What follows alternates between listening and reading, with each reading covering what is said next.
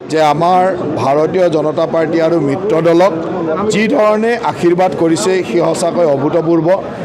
নলবাৰীবাসী ৰাইজে এইবাৰ গোটেই জিলাখনতে যিবিলাক অঞ্চলত আগে পিছে আমি কেতিয়াও ভাৰতীয় জনতা পাৰ্টি বা আমাৰ মিত্ৰ দলৰ জয়লাভ নহয় তেনেকুৱা অঞ্চলবিলাকতো হিয়া উজাৰি ৰাইজে ভোট দিছে। গতিকে এইবাৰ আমাৰ দায়িত্ব বাঢ়িছে, ৰাইজৰ প্ৰতি আমাৰ দায়িত্ব বাঢ়ি গ'ল। এতিয়া আমি কাম ভালকৈ কৰিব লাগিব। প্ৰতিগৰাকী জনপ্ৰতিনিধি এতিয়া সুন্দৰভাৱে দায়িত্ব লৈ কাম কৰিব লাগিব আৰু সকলোকে সেইকাৰণে আজি নিৰ্বাচিত হোৱা সকলোকে মই ইয়াতে লগ পাইছোঁ।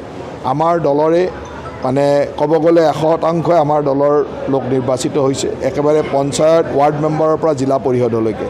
আৰু গোটেই জিলা পৰিষদৰ পৰা আঞ্চলিক পঞ্চায়তৰ পৰা প্ৰতিখন পঞ্চায়ত আমাৰ দল আৰু মিত্ৰ দলে গঠন কৰিব। তাত কোনো অসুবিধা নাই, সকলো দিশতে আমি 100% পাই গৈছোঁ। আৰু সেইকাৰণে মই প্ৰথম দিনাখনে আমাৰ নিৰ্বাচিত প্ৰতিনিধিসকলৰ লগতো আলোচনা কৰিছোঁ যাতে ৰাইজে আমাক যিমান মৰম কৰিছে তাৰ প্ৰতিদান যাতে ৰাইজক দিব পাৰোঁ, সেই দায়িত্ব আমি সকলোৱে ল'ব লাগিব।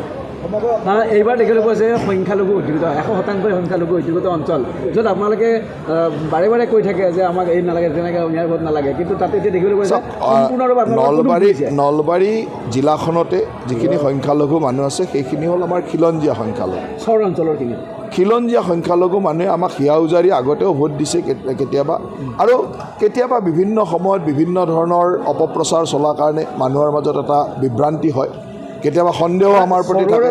কিন্তু আজি মই দেখিছোঁ যে সকলো স্তৰৰ মানুহে উন্নয়নৰ স্বাৰ্থত ভোট দিছে।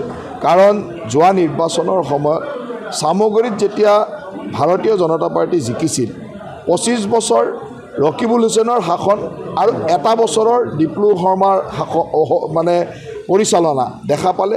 গতিকে দুইটাৰে এনেকুৱা এটা পৰিৱেশ দেখিলে যে 25 বছৰে ৰকিবুল হুছেইনে কৰিব নোৱাৰা বহু কাম ভাৰতীয় জনতা পাৰ্টিৰ নেতৃত্বত আজি মুখ্যমন্ত্ৰী ডাঙৰীয়াৰ নেতৃত্বত হৈছে।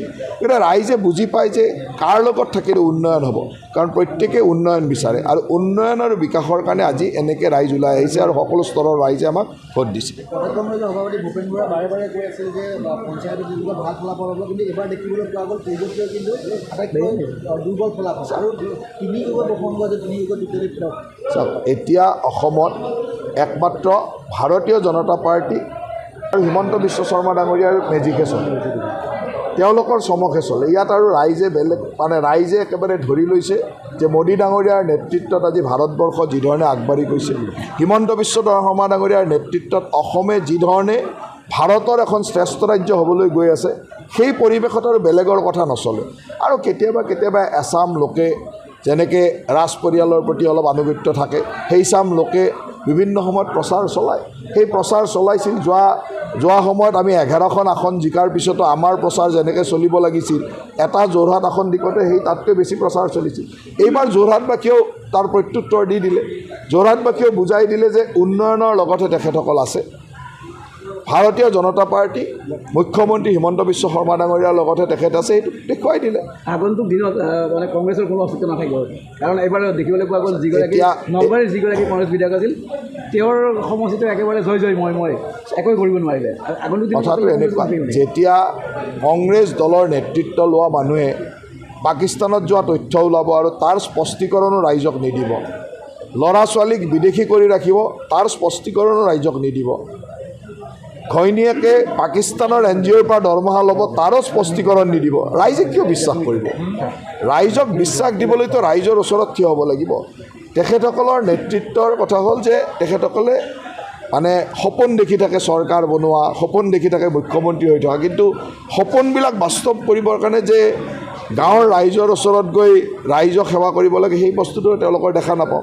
যি সময়ত পঞ্চায়ত নিৰ্বাচনত আমি গাঁৱে গাঁৱে প্ৰচাৰ অভিযান চলাই আছোঁ, তেতিয়া তেওঁলোকে ৰাজীৱ ভৱনৰ AC ৰুমত বহি ষ্টেটমেণ্ট দি আছে। তেনেকুৱা দলৰটো তেনেকুৱাই হ'ব। তেওঁলোকে প্ৰথম গাঁৱলৈকে যাওক, ৰাইজৰ লগত কথা পাতক। তেখেতসকলৰ নেতাসকল দিল্লীৰ পৰা আহে আৰু ৰাজীৱ ভৱনত বহি ষ্টেটমেণ্ট দি থাকে।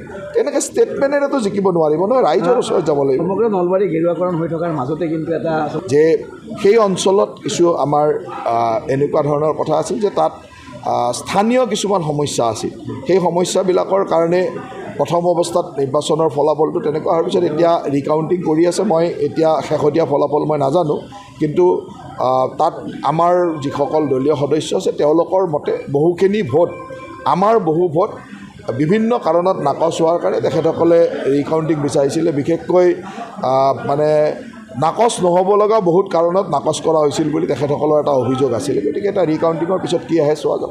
হয়, আপুনি এটা কথা কৈছে এইবাৰ নাকচ। এবাৰ আচলতে দেখিবলৈ গৈছে প্ৰত্যেকটো অঞ্চলত এইবাৰ যথেষ্ট পৰিমাণে ভোট নাকচ হৈছে। এইবাৰ ইমান মাজত বহুতকেইটা EVMত দিলে। গতিকে EVMত ভোট দিয়া লোকসকলে যেতিয়া বেলটত ভোট দিয়ে তেতিয়া বেলটত সাধাৰণতে বেছিভাগতে আমি দেখা পাওঁ যে ষ্টাম্পডাল নাথাকৰ কাৰণে নিজেই নিজৰ হাতৰ আঙুঠা লগাই দিয়ে। তেনেকুৱা বহুত ভোট নাকচ হৈছে। বিভিন্ন কাৰণত ক্ৰছ যেনেকৈ দিব লাগে তেনেকৈ দিয়া নাই, তলত লাগি গৈছে।